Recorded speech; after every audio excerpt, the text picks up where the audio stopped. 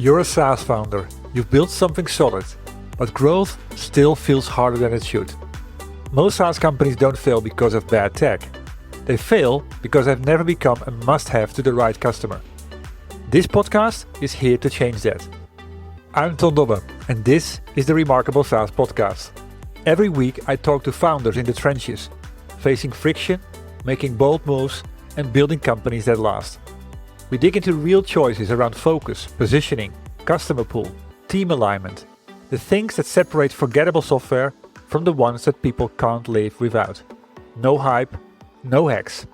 Just honest conversations to help you build something that people would miss if it was gone.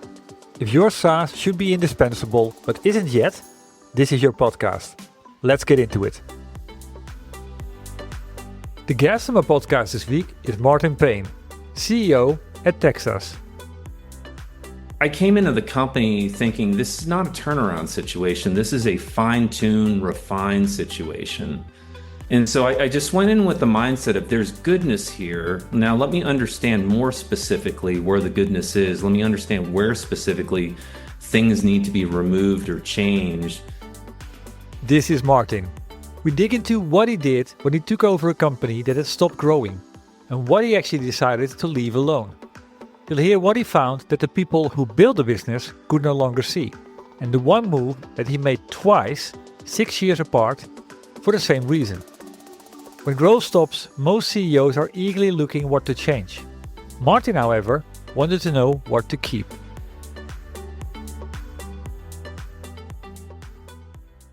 Well, hi Martin. Thank you for making the time available today and being the guest on the podcast. Well, thanks for having me, Ton. It's good to be here. Well, in my research for having you on the show, I found a couple of insights and angles to have a meaningful conversation about growth and what it takes to grow.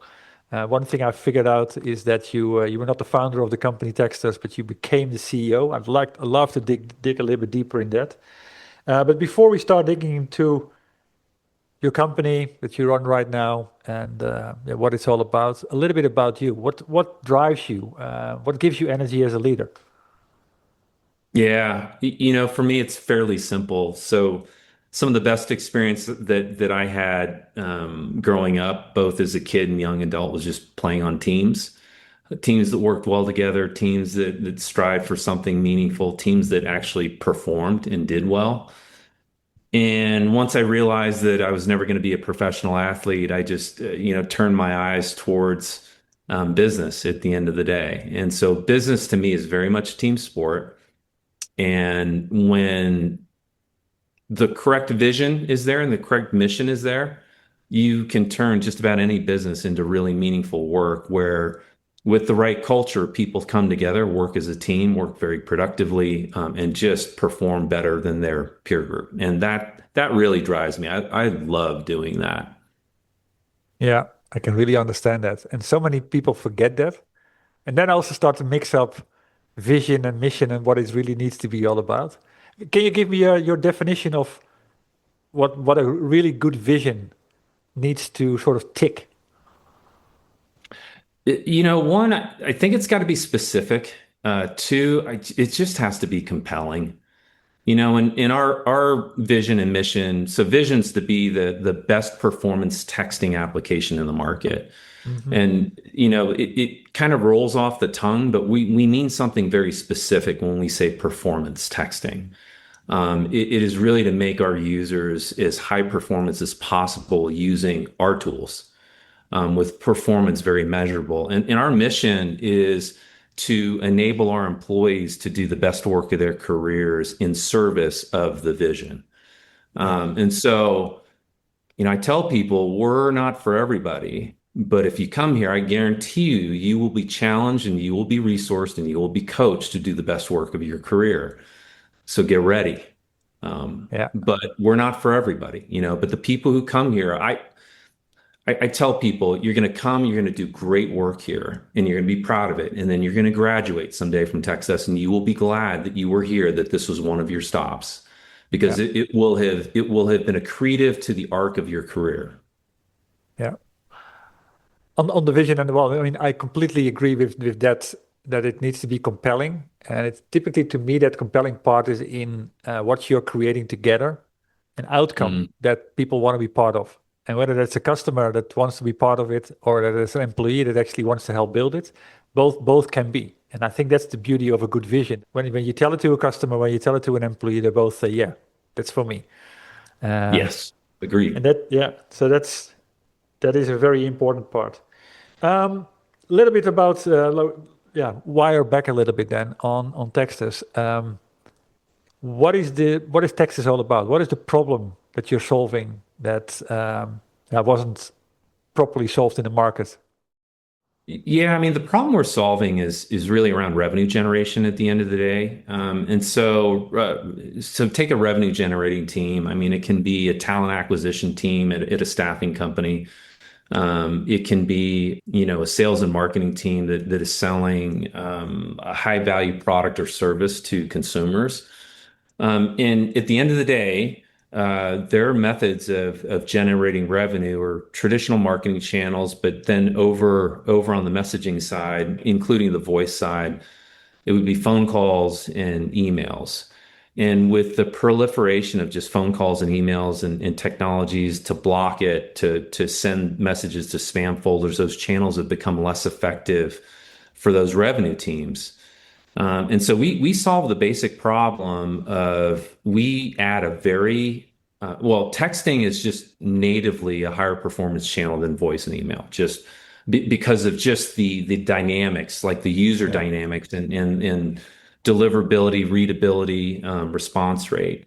And then what we do at TextUs is, we've got a lot of data and IP around how to take the basic messaging channel in SMS and make it even, significantly more performance based than it is today. fascinating. Yeah, I agree with you that texting often feels much more sort of intrusive. But on the other hand, it builds relationships in a completely different way that other channels cannot do Yes. because it's on your phone. It's coming in a channel, Yeah. yeah, that you use for that type of purpose. Well, it's interesting that you brought up too the key attributes that make texting, frankly, harder than the other channels. It's invasive. It is invasive. It just is. It's more intimate, right? True. And then like the format, like the short form, I mean, you have to be incredibly short. You have to get your point across in so few words or with the right images. And that's a much bigger challenge than people realize. It's always it's sometimes people say, okay, well, I mean, I created this large document because I didn't have time to write the shorter one, because the shorter one is way, way, way more Exactly. difficult. Yeah. Yeah. Yeah, exactly. Get it to the essence and do it in a way that people don't indeed feel, yeah, that people feel intrigued to. Yeah. Intrigue versus, violated, True. Yeah, exactly. That's where the balance needs to be. Fascinating. So yeah, the company was founded in 2012, but you took over in yeah April, I think 2020. That you Yes. became the new CEO. Um, Often that is not because the company wasn't doing fantastic or it was doing well, but it needed to do even better. Which of the two was it for where you ended up taking the new role? A bit of both. So where the company was doing well was it had I would call it a compelling application. It had found a good market to serve. There was some new competition that came in that was taking business away. And so the company had flatlined in terms of growth, and it needed to figure out to reposition itself to compete against or adjacent to that new set of competitors in a way that would just allow it to grow again. True. And so, we had an excellent team that joined me in and around or soon thereafter I joined, and we were able to get that done, and get the company growing again over the next couple of years. It's what I see all the time. Honestly, it has often very nothing to do with the product is bad. Actually, sometimes the product is the best in the market. and you still end up flatlining, and the team works crazy hard. Everything is sort of done according to the playbooks, and it still doesn't work. Yeah. Um, and then, yeah, what I typically also always see is that the growth, yeah, the lever for the growth is already hidden somewhere in the organization. You just can't see it. I think that's also why they brought in you, because you can start to look at it 100%.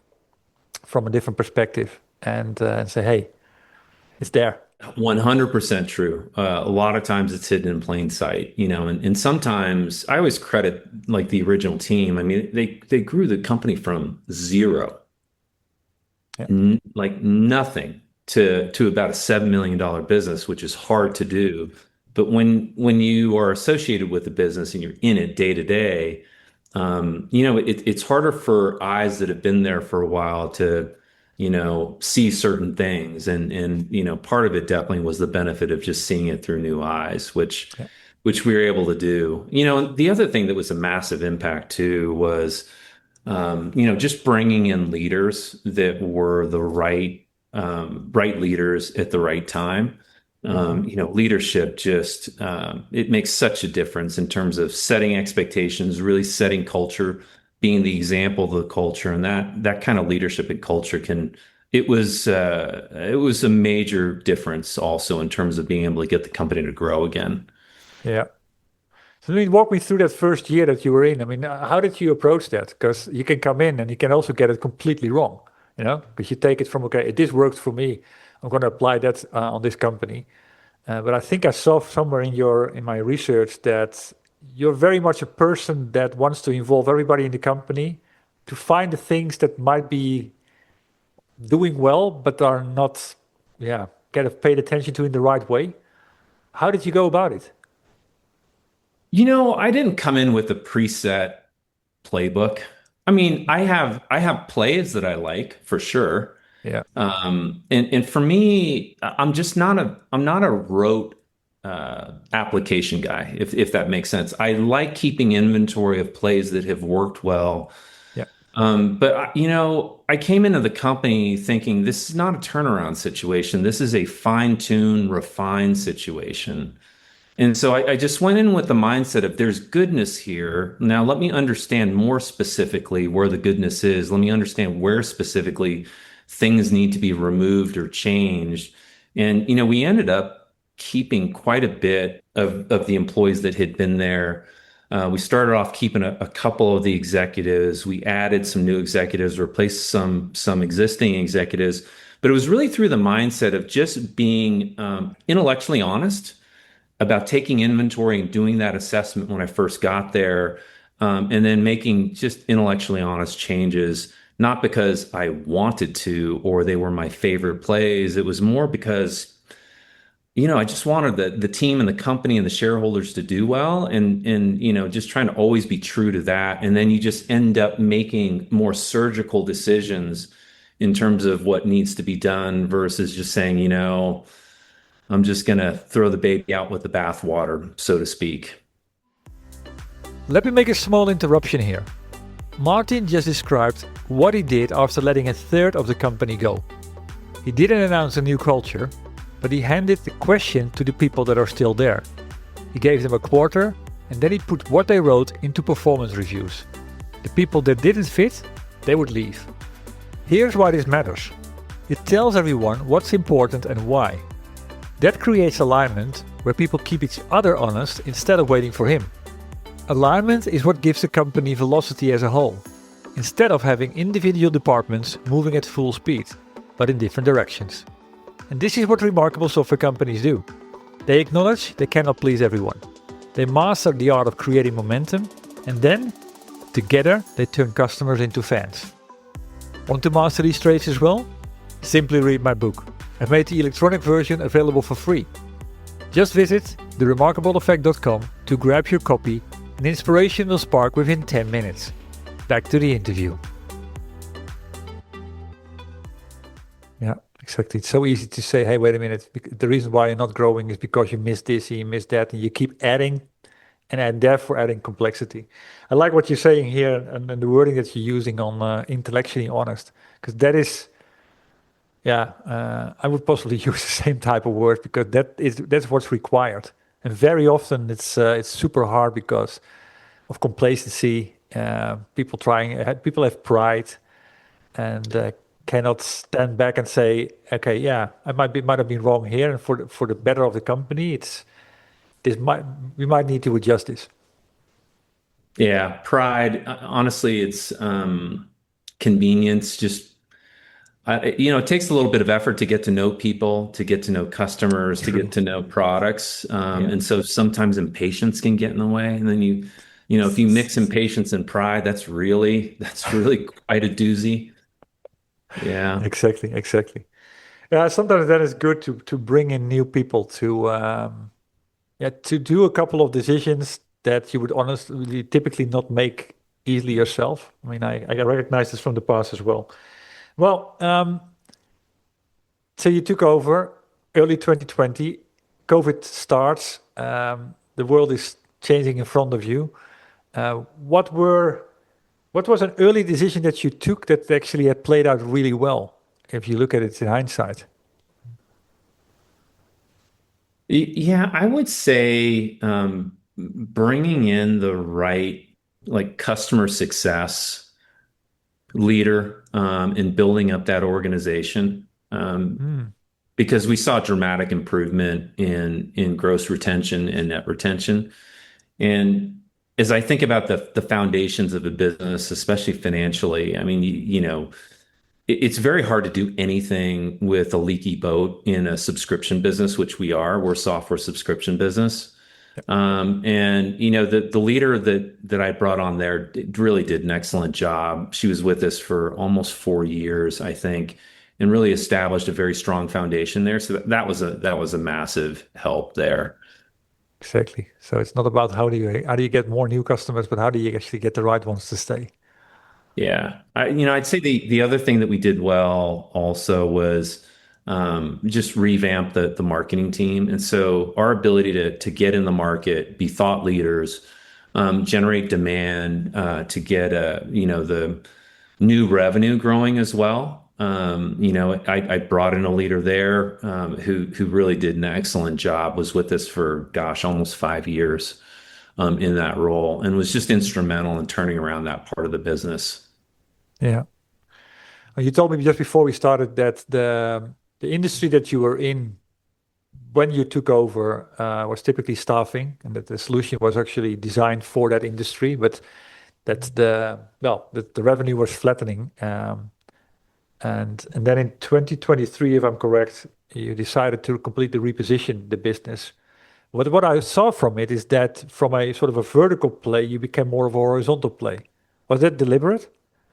It was deliberate. Yeah, we started purposely going after companies that sold, high value products and services, and so we were very successful selling to professional sports teams, actually professional and some collegiate sports teams, and have a very very good market position there.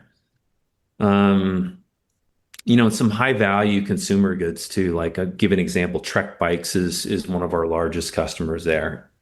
Yeah. Yeah, so that was successful, for a while. And as things have started to come around over on the recruiting, the workforce management side of things, we've just got so much referenceability there. And the fit is better there. People, whether they're in staffing companies, staffing agencies, or whether they're in corporate HR departments, they already use their own personal cell phones for so much of the communication with their workers, whether it's recruiting a worker, managing a worker. Yeah. If I need you to take a shift, I'm going to text you, right? Because the workers we go after are hourly workers. They're constantly on the go. And so it's just a very natural use case. Now, I think HR systems where that HR system helps you manage a workforce, or an applicant tracking system that helps you recruit and re-recruit a workforce. Yeah. Those systems absolutely understand the need for texting, and Yeah. they either don't have an easy or inexpensive way to add the texting, or they've added texting and it's not going well. Because frankly, texting is hard. It's harder than email. And so we added a product that is it's an embedded application. It's an embedded version of our application that these software systems can use in Yeah. these markets that have great product market fit for texting. Perfect. Yeah. It's a classic example of the whole build by partner type of Yeah. decisions. And even though a developer can say, well, I mean, how hard can it be to create something that's called texting? Wait until it's there and you need to do the volumes. Exactly. Yes. It's someone's differentiation area, and it happens to be the one for TextUs. Yeah. Fascinating. Um, I mean, when you come in as a CEO in a company that's been around for already 8 years, and now you're in yeah, already six, but specifically also when the company is in such a yeah in such a turmoil, COVID, the world has gone away from the office to home-based working. Of course, there was some reorganization going on in the organization. What has been the toughest decision that you had to make in order to kind of get the company in the right mode again? Yeah. So one of absolutely the most difficult decisions was revenue had flatlined in 2020 when I had joined, and we were burning cash. And Yeah, I had to look at ways to just get us into a stable cash position yeah, during that year. And that required laying off about a third of the company, which was oh, very difficult. yeah. Yeah, I mean I mean, that's a shock. Well, going remote is a shock too. Laying off a third of the company is just such a massive shockwave, exactly. Yeah, sent yeah, throughout the company. And I'm the new guy, so the the trust factor with me was 2, 3 months old. exactly. Yeah, I mean, it brings back memories to me as well. And in my previous life, it was always, hey, Ton, the long term is about a lot of short terms, and we have to bring everything in line, which is Yes, exactly what you're just talking about here. Um, yes. but then, of course, things get better again. What was fundamental to regain the trust? Was that about setting the vision, setting the mission, building that team sport mentality? Yeah, 100%. Just clarity of vision and mission, and then we needed a culture. The culture prior it was good, but it was done organically. It just happened. Yeah. It just happened. And what we did was one of our OKRs for that year was we're going to come up with a culture. And then so we sat down, we went through a group exercise, it was all remote, and we had teams break out and think through explicitly, intentionally think through what you wanted the cultural values of the company to be. And it took us about a quarter to go through, and we had every single person in the company was involved in some form or fashion. And then we That's good. established our company culture around 6 cultural values in Q3 of that year. And if I remember correctly, in Q4, we established performance reviews. The company had not had performance reviews. We established performance reviews around what have you accomplished and how do you go about doing your work, which is tied to the cultural norms that we had established. And so now we defined the cultural norms, and it was really around teamwork and performance and ownership at the end of the day. I mean, the through line are those are the key themes.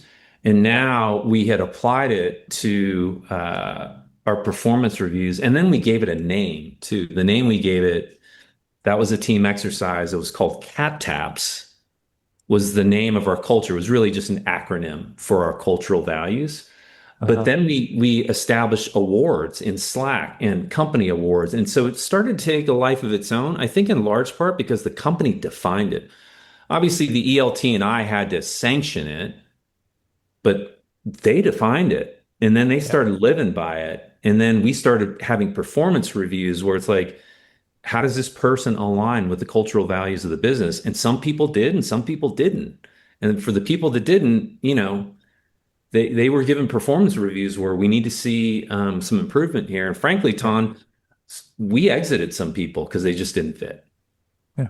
That's also good. It, And it that's is what you, good because I mean in that individual situations, honestly, it's better for both parties. But then it also sends a signal to the rest of the company that we are serious about exactly. our culture. It's not a tile on the wall. Yeah. Yes. Yeah, I mean, I like your approach on getting the ground floor to define it because then they own it. Like it's the Yeah, yeah, the other thing that we did too, I'm just a huge believer in dialogue. I think part of it is just my personality trait. Like for me to think clearly, I have to talk to somebody. Like if you and I are working through a problem, Ton, like we're gonna have to talk about it at some point because honestly, I don't really trust myself enough to come up to the right answer.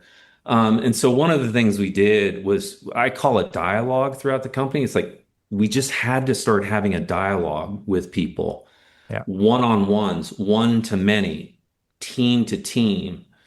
And so people in a remote environment, all they want to do is just work through Slack, and they lean towards asynchronous whenever I can do asynchronous. And I probably forced more synchronous meetings because there's certain things that don't happen outside of a group dialogue, eyeball to eyeball. yeah, true. Exactly. Can you give an example of that? Of something that amazed the whole group because it was done like that? Yeah, some of our best dialogues that we have as a company is when we have hard conversations about feature requests, product strategy that we want to implement because everyone has an opinion. All of our customers have an opinion. Almost every employee has an opinion.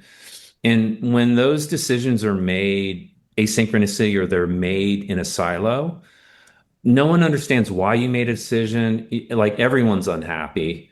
And so we started having we had regular meetings with key stakeholders who I also knew would be good messengers in terms of the what's and the whys. And we would just have very frank conversations as to, well, feature A, this is why I think we should do feature A. Someone else thinks we should do some other feature, but we would talk about it.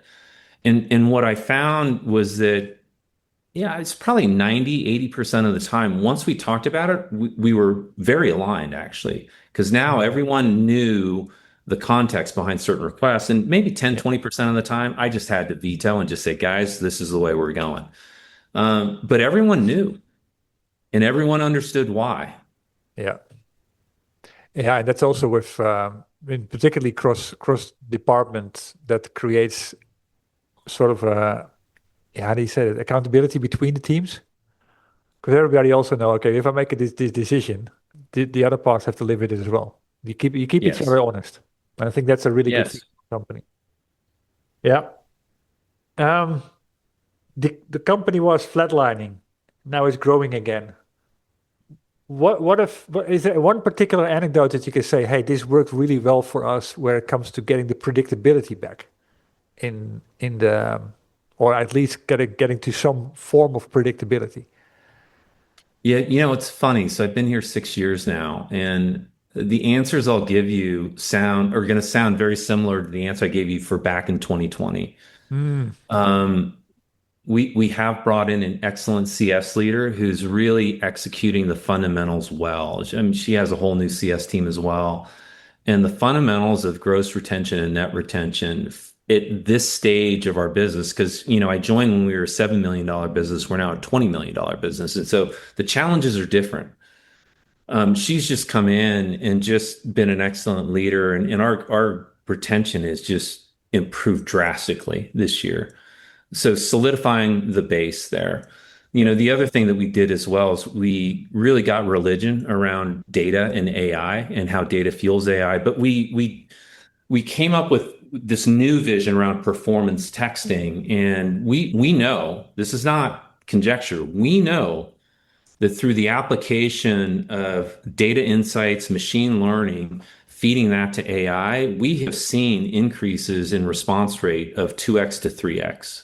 Ooh. And so developing a product strategy around that key truth about our business, we believe that we can affect our mission better now. Because now, Ton, if you were a user of TextUs, we could credibly make a claim to you that says, Ton, if you use TextUs, we've got the best team, we've got the smartest team, we've got the best technologies that'll make you a 2x more productive texter than some other solution. And what does that mean for you? that's going to translate into some material gain in your ability to hit your quota and your Exactly. business's ability to hit its revenue goals, right? Exactly.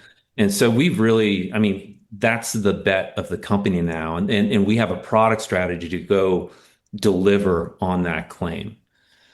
Um, Yeah, let me pause there because this is exactly what so many people are missing. They think, okay, we need to add an AI component here.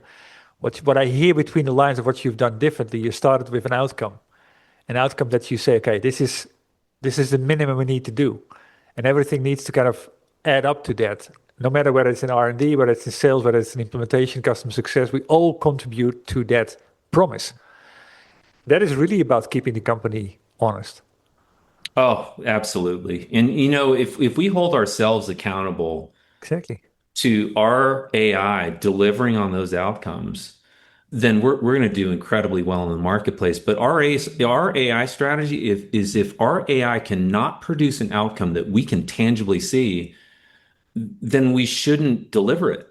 Ah, exactly. I mean, someone else is going to do it better than us. Let's deliver the stuff where we can show, demonstrate remarkable outcomes. And then guess what? People are going to use our AI. Yeah, exactly. It's as simple as that, is it? It really is, Yeah. difficult to execute, but because Oh, everyone's telling me it's like, hey, just throw the AI out there. I'm like, well, no. Like I want our AI to be used. I want it to be impactful because we've got a vision and a mission around it, right? Our yeah, vision is high performance texting. That's it. yeah, So I'm not going to throw out stuff there that might or might not lead to the high performance. It's high performance. yeah, exactly. And that's always a benchmark that keeps improving itself because what is high performance It today is not high performance in 2 years' time. Exactly. But the genesis of it is, yeah, as I mentioned, we've had very good customer success reps here over the 6 years. And some of our most experienced and best customer success reps have gone into our customers. They have looked at the messages that these customers have sent, and they're like, you can't do it this way. You have to modify these things. And if you modify these things, we literally have seen 2x, 3x performance. And so naturally the product side of the house is like, well, if a human can do that, obviously they can't do it at scale. But if a Mhm. human can do that in Yeah, small samples, then AI can do that, should be able to do that at scale. exactly, exactly. Yeah, and that's a way better use of AI than allowing it to send 1,000 emails per minute to, Exactly. to spam the whole world. No, no, this is really about performance, and I like that aspect of it. But I mean, the guarantee that you can give it that, yes, it's a hard thing, and it's possibly also feeling uncomfortable for people at first. But once you do that in the right way, I've seen fantastic examples of companies, yeah, becoming the obvious choice in certain markets because the proof is there. Companies are saying, yes, it's true. It's, Yeah. I mean, it's a very easy sales cycle, and it's let's be honest, it's hard enough. Um, we talked about the 10 traits of my book, The Remarkable Effect. You also used the word remarkable already. And one of the traits that stood out to you was number two. Remarkable software companies offer something valuable and desirable. Is that guarantee that you're giving the desirable part here? Or is it something else? It's funny. I think we have a couple of different customers within our target accounts. There's an economic buyer, and the language I was speaking to you about 2x, 3x gains, like that's very much an economic buyer kind of argument. We've got some work to do in terms of making it desirable for our users. Yeah. And what I mean by that is there's just too many applications of AI where it feels forced on me because of various reasons. Usability is a very big thing to us, and so we've really got to crack the code. I don't think we've cracked the code yet, but we've really got to be intentional about how we package AI for use by our users, for our everyday users. And I think some of it is gonna come down to trust. So for example, if we have AI technology, we've got to have that AI partner, if you will, in a way with our users where in some way they can collaborate literally before they send out a message. It maybe it's as simple as a review cycle. Maybe it's as simple as like, hey, Ton, would you like us to have AI rewrite this? The probability of an increase in response rate is X. Would you like to do that? And Mhm. so it's that kind of an interaction with the user where the user doesn't feel like it's forced upon them. The True. user feels like this is something that I'm teaming with. It's a tool that empowers me to be better Yeah, versus takes things exactly. over, you know? Exactly. Yeah. And I think we can be desirable if we can do that down at a user level. Yeah. Well, yeah, you take away the fear, and that translates then into Yes, trust. And people exactly. don't feel like they are, cheating the system, um, which of course is also a component. Ah, you did it with AI. No, no, of course you did it with AI, but it's my judgment. I'm the expert here, and yeah, there were just more options, and I took the right one, and you see the results here. Yeah. Fascinating how that changes. I completely I see what you mean, because I sometimes also feel that way with some tools that I'm using. It's Hmm. there's a lot to learn still here.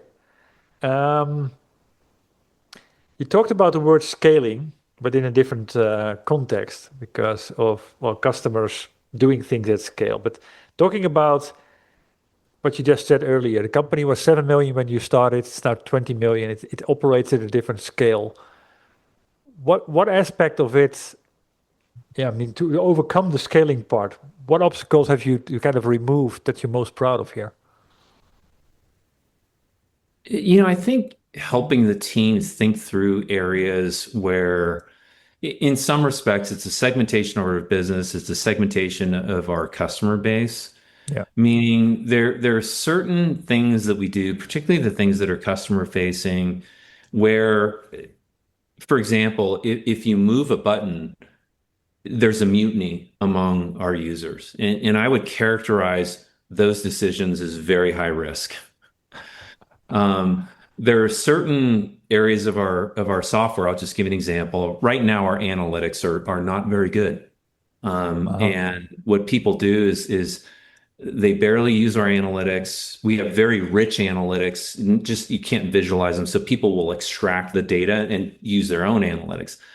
And so I try to tell the team, it's like, okay, low risk. If you make a major change to analytics, it's very low risk. Some people might not even, most people won't even notice.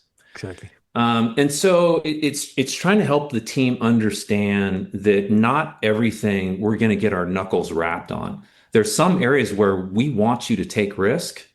We want you to fail. We want to learn because the company that learns is the company that takes risk and learn and Yeah, most rapidly integrates the learnings into future success. yeah, So trying to help people understand that there truly is a segmentation here. There's high risk, there's low risk, and the high risk stuff is actually much smaller than what you think it is in your head. So don't go running around being fearful about these decisions. Make them, learn, and then let's go learn. yeah. I like the way you express that because it is actually the case. It's the learning, and then there might not even be one thing. It's a lot of things together that actually get your organization to, yeah, to become better at judging things, and from there do things in an Yeah. easy way, and then it scales from And there. the other thing too is this Mm. is just my opinion, having run a remote company for 6 years now. I think the echo chamber that is the remote work environment tends to echo fear more so than an in-person office because thoughts, feelings reverberate, right? And Yeah, so if you have a chance to see someone in person, I mean, your ability to just kind of echo certain thoughts is stronger than it is in remote, where people they see you for a little bit, you're talking work, you're not necessarily talking about taking risks, making decisions, and learning, right? And so in a remote environment, we've just had to be much more intentional about it. It's been harder, frankly. it's true. Yeah, exactly. Even though video has been fantastic, but it's still different. And two people in the room, and there's a different vibe. Two more questions. What is a metric that you've changed your mind on since you've joined the company? What was important then that is not important today, or the other way around? I would say usage for sure. Yeah, people who use our product and the degree to which they use it. I thought I used to pay more attention to like monthly active users. And now the actual percentage usage and the volume of messages they send out is actually a better indicator, for example, of retention. Exactly. Yeah. Yeah. Yeah, so it's almost like usage intensity versus usage frequency is a much bigger predictor of retention, both gross retention and net retention for us. Yeah. Yeah. Fascinating because it's really the nuance here that makes sense. And Hmm. I mean, and knowing that right now, has that changed how you develop? Has it changed how you steer the company? Absolutely. Yeah. Yeah. Much bigger investment in things that enable adoption, like take the friction out of adoption. And it changes our UX strategy. Like what Yeah. what we put people through. I'll just give an example. We've got one product. It's amazing. It'll you use it, it'll automatically increase your response rate 25%. I'll guarantee it. Uh-huh. But the user journey to get to that feature is too hard. And so our the usage rate of that is like 3%. I mean, Yeah. people just don't really use it, but of the 3% that use it, they love it. Yeah. So that's an example right there of how, had we thought about like the message volume being sent through certain parts of our application, it's completely changed. So we'll end up completely redoing that so that we can get 50% of our users using that feature, and then 50% are seeing a 20%, 25% improvement in response rate, right? Now that's a major, I mean, talk about a driver of retention. Yeah. Well, driving for growth. Yeah. Totally. Yeah. Yeah. Yeah. Fascinating. Last question then. From your, I mean, you've got an impressive entrepreneurial journey. Um, Take it for Texas right now or across the whole thing. What would be a do and what would be a don't in terms of advice that you would like to give other tech CEOs that are aspiring to grow towards 20 million as well? Um, I'll give you a don't first, and they're kind of related to the do, but in terms of retaining the right leadership, getting to the right leadership team is absolutely crucial. It's absolutely crucial. And I've fallen into the trap of, I will see smoke and I will try to put out the smoke, or I'll maybe even ignore that it's just a little bit of smoke. It's not a big deal. But where there's smoke, there's fire. Always, always, always. And I have let it show up as a fire, and then I'll make the move on the leader. And I'll do my own retrospective on things. And my retrospective every time is that I was too late. I was too late.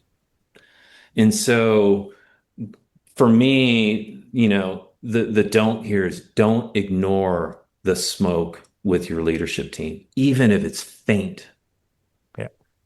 Because every time I've not respected it or ignored it, it has damaged the company. Yeah.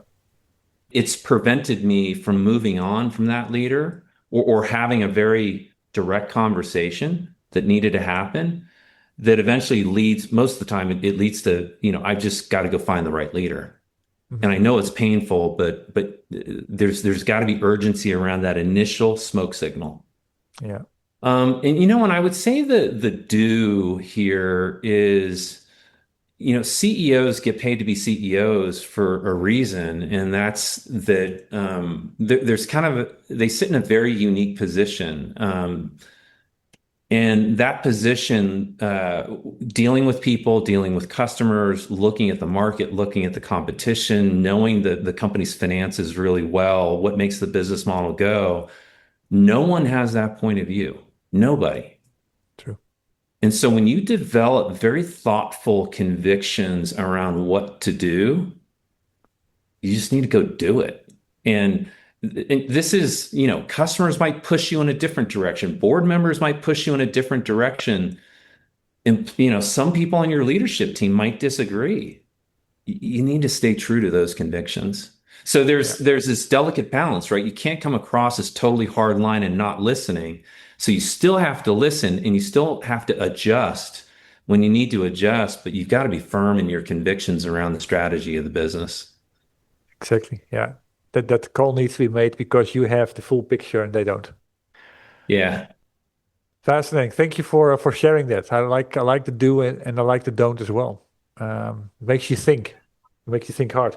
Where can people go to find out more about TextUs or to say hi to you? TextUs.com. Just visit our website. You can find me on LinkedIn. I'm active on LinkedIn, like hearing from people. So yeah, those are the two. Ton, it's been a pleasure.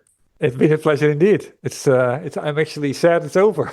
So. Yeah. Well, let's continue the dialogue sometime. But thank you very much for having me on. I've appreciated it. It was a pleasure. And this wraps up my conversation with Martin Payne, CEO at TextUs. If you got value from this episode, please share it with other SaaS founders who need to hear this as well. And if you got 10 seconds, a quick rating or review on Apple Podcasts will help more people to find these conversations. Thank you for listening to the Remarkable SaaS podcast. If you want more insights like this, subscribe to my daily email, Espresso with Ton. It's a 2-minute shot of clarity for SaaS founders who want to create pull, not push. You can sign up, along with getting my book, at valueinspiration.com. See you in the next episode.